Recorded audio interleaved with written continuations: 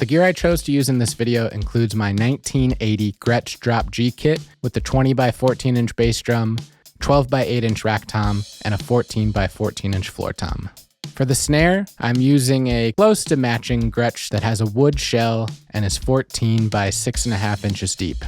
I'm using both the internal mufflers on the toms along with some roots EQs on top. And for the snare, I'm using Steve's Donut from Big Fat Snare Drum. For the cymbals, I'm using a set of Bosphorus 14-inch Hammer Series hi-hats, along with a 17-inch Gold Series crash. For the microphones, I'm using an SE Electronics V-Kick on the bass drum, an Audix i5 on the snare, Sennheiser E604s on both toms, a Shure KSM 32 as a mono overhead, and finally a Shure SM7 DB on the hi-hat. I wanted to talk a little bit about why I think this track is so great. It was recorded by Diana Ross in 1980 on her 11th album, which is self-titled Diana, and it was written and produced by Chic. Now, if you're not familiar with Chic, it's really the brainchild of a great guitar player, Nile Rodgers, and he collaborated with tons of different artists from David Bowie and Diana Ross to even more recently, Daft Punk. To me, he really is kind of the essence of funk music and collaboration, and I think really paved the way for someone like Mark Ronson and the work he did with Amy Winehouse and Bruno Mars. Now, in pop music, it's tough to find tracks that feature any sort of extended instrumental section, and I think for this song, to have the entire first minute really be highlighted by a horn and drum soli is really an outlier in popular music.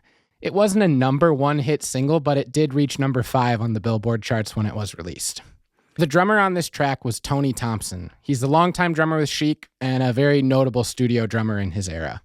I love his playing on this because he's really only using 4 to 5 different licks and then finding different ways to rearrange them or rephrase it in a different part of the beat or in a different measure of the larger 4-bar phrase to get more mileage out of it.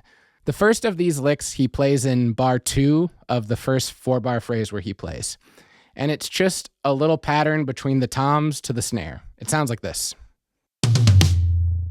Now, it's always tough for me to try and distinguish, like, is that his mid tom and a floor tom, or is it 2 different pitch floor toms? But this sticking of right, left works really well, starting at the high tom and eventually leading to the snare.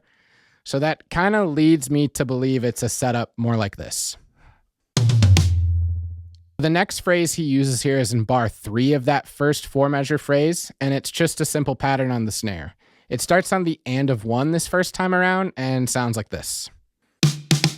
Again, pretty simple, but you'll see as the section develops, he tweaks it just a little bit, like starting on 1 and adding another note. The next phrase and final one of this first 4-bar segment is a little lick with a flam and a couple kick drums in a syncopated pattern like this.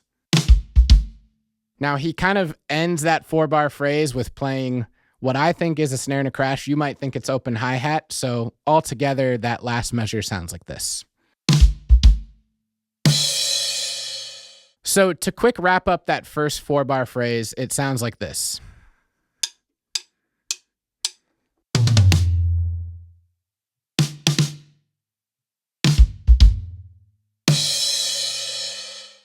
As they go into the next 4-bar phrase, it's almost the same thing with just that slight tweak I mentioned on that snare pattern in the 3rd bar. I did notate some like hi-hat foot pulsing here, but part of me wonders if that's not a deliberate sonic choice, but more of just like a tick that percussionists have, like clicking their teeth when they play. I feel like a lot of drummers, especially drummers who have a background in playing jazz, tend to pulse the hi-hat with their foot to keep time. So even though I wrote it here before that tom pattern, I don't know if it's really a major difference worth highlighting or talking about too much. I just think it's kind of a rhythmic tick. So here's the second phrase, almost the same.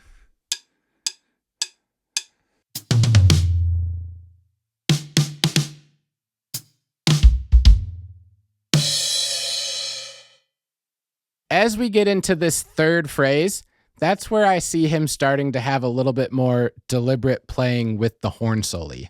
The horn soli is amazing, and I absolutely love it. And I love that he complements it rhythmically and even melodically with some of his playing in this next phrase. So at first, it's...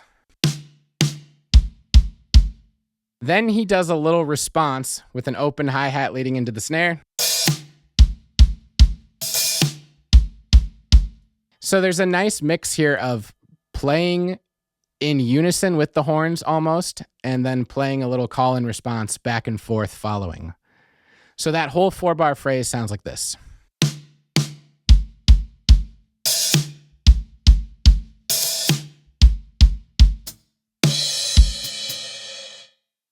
As we get into the next 4-bar phrase, this would be the fourth one, he takes that idea that he used before in bar 3 and plays it right away at the beginning. Again, it lines up pretty well with the horns, but I just like that he's taking an old idea and recycling it in a new part of the phrase.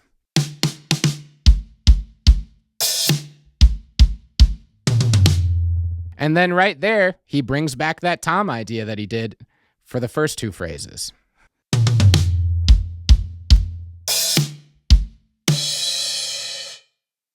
And then in the final phrase, not much new concepts here, but he does a little bit of that kick drum pattern with, plays that tom idea where it was originally placed in bar 2, then plays the idea he was playing in bar 4 of the first 2 phrases, here in bar 3, and then finally a classic, simple disco-like fill to send it off into the song.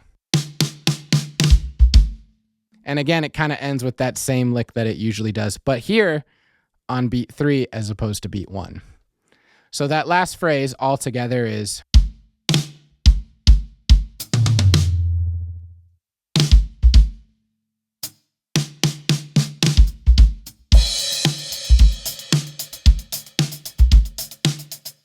And then we're into the song.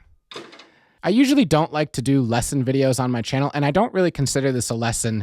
More, I just wanted to hip you to something that I think is so interesting in the pop music world and studio music that more people should know about it. I feel like as drummers, there are some pretty iconic drum parts or fills or intros like Rock With You with Michael Jackson or In the Air Tonight. I don't think this track gets nearly as much love as it should from the drum world. This is amazing stuff. And honestly, I myself was not hip to this until very recently. Of course, I know the song I'm Coming Out. I feel like it's iconic.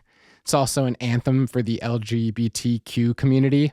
So it has a significant place in society, but I was not aware of this extended intro that exists. Maybe I've just heard it on the radio where they cut it down, I'm sure, but this is pretty amazing stuff. And I was actually hip to it by one of my students who is a high school junior who has amazing musical taste. He's always showing me new things.